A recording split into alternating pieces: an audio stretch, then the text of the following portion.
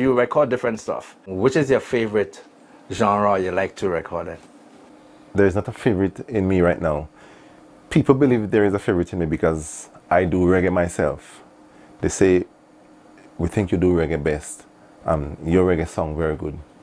But I enjoy slows. I love to do gospel. I have a lot of gospel myself. I do a lot of gospel for other people. A lot of churches and choirs come here to do a lot of gospel. And I enjoy all of them. When you try to create that sound, at the end of the recording, is it your sound or is it the client's? Is it song the client wants? That is a decision we make during the production of the song. I mean, even me as a musician, as the arranger, you would hear a natural flow in the song. You would know definitely that's not how that song should sound. And then you would search for the right tones, for the right chords, for the right arrangement until you find the song natural, You can identify with a natural flow of the song, and then you can conclude and say that's what you want.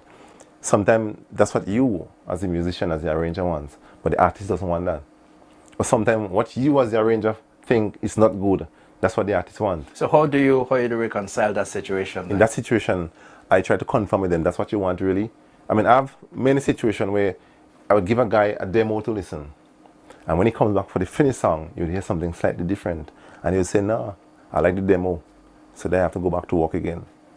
Just mix the demo to a final mix. It no longer be a demo.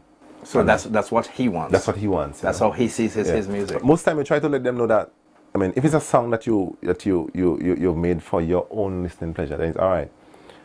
But when you're making song for the market, sometimes you as the artist like something, and the people don't like it. They don't accept it because you look at your song and you listen to your song in the studio and you believe it's a big song, and when it reach out there, it's not accepted. So as a producer and engineer, you try to put yourself in the position of the people who will be listening to the track. Most times you have to do that, yeah. And there are times when you tell clients that song won't do well, your lyrics is not right, and that kind of music you want to settle for is not applicable. Sometimes they change, sometimes they say no, I like it so. So in that situation, you don't battle with them, you leave them. Okay, but let's look at it the other way. Let's suppose you convince me, for instance, that the way you're doing it is right. But then when it goes out the way you decide you're going to do it, you hear it doesn't sound as the way the other person wants it. In other words, what they had would have been better than what you had. In that situation, I give them a chance for us to do it over again. Okay, so that's happened to you? Yeah, many times. You give the artist a chance to do it over again according to their liking. Is that all part of a learning curve, especially in the studios? And because of that now, I learn the experience of working with different artists. If Scholar calls me to come to do something, I generally have an idea. I don't know what he will sing, but I know that I'm comfortable with him. Unlike another artist, so let's say, same Lady Empress, she's a difficult person to work with because she's closer to the jazzy kind of things. So when it comes to her, I have to take a different trend, always a different trend. She don't work, for example, she has a little musical knowledge, so you can't easily play basic major and minor chords for her. She goes beyond that. I'm not sure if it's that what I have. I do know that there is music in my head. I do know that when I have a song, I have a whole song. I have a drum beat, I have a bass line, I have the guitar, I might have some violin, whatever it is. I would know if I need the violin or the keyboard. And if you call that musical know-how, well, yes. But the thing is, I don't know what the notes are called. Sometimes she can't explain the chord to you, but when you play something like she say, all right, it sounds close, but it sounds like you're missing a note. So probably you add a 6th or 7th note and she say, that's what I want, even if she doesn't know the chord, right? So that takes us into you now, the hitmaker as a musician. Are you hard on yourself when you're doing your stuff? No, my own stuff, I just do them in something. One night I do a song and I get it on the radio the next morning. But do you beat yourself up to make sure that you get it right? No, I don't fight up with my own stuff, The most difficult part in my stuff is to write the song. And once I got the song written in the studio, I don't fuss over any music. So is there a formula? The formula could be applicable sometimes, because I've got songs that people they could have quickly identified it was me. Do you find some artists are easier to work with? And if that's the case, what are the difficult ones? There are some difficult artists, and there are some simple ones. You know, sometimes arrangers tends to take advantage of the simpler ones. You just give them something and which you think that they have to settle with. Unlike the difficult ones, they don't accept anything.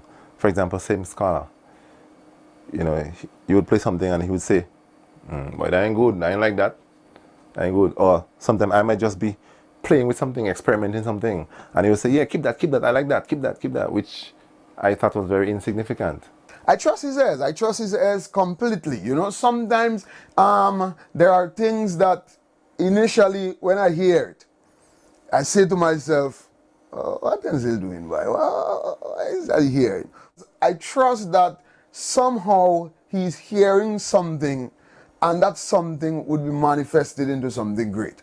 And it works out all the time. So now I understand exactly what it is that he's doing. And I understand that I shouldn't say nothing much until I hear it. Now, if it comes out and I do not like it, I'll tell him. Talking about difficult artists, Swiper is a difficult artist. And I think his difficulties came from his experience too, because he came from the Trinidad thing. He would know when a song natural, what a song should sound like. So he's not a person you can give anything to work with. There are lots of easier ones. Sometimes the easier ones just settle for what you give. You know, it doesn't mean that they don't like it. They like it. Or it doesn't mean that they don't want to challenge me. But, you know, most of the time I try to make it for them to like it themselves. So once I get them to like it, then I'm safe.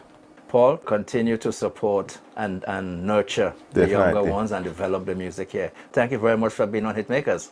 It was a pleasure being here. If I can tell you about tomorrow, I'll come forth and do just so. Show you all the things you need to know. Bet your life they come through for sure.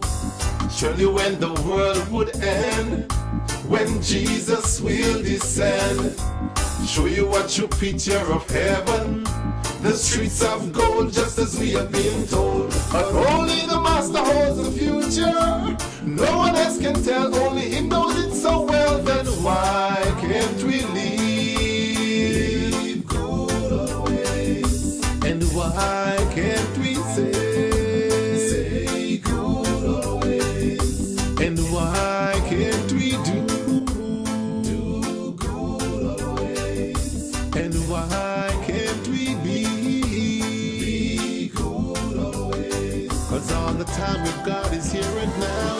Do all the good you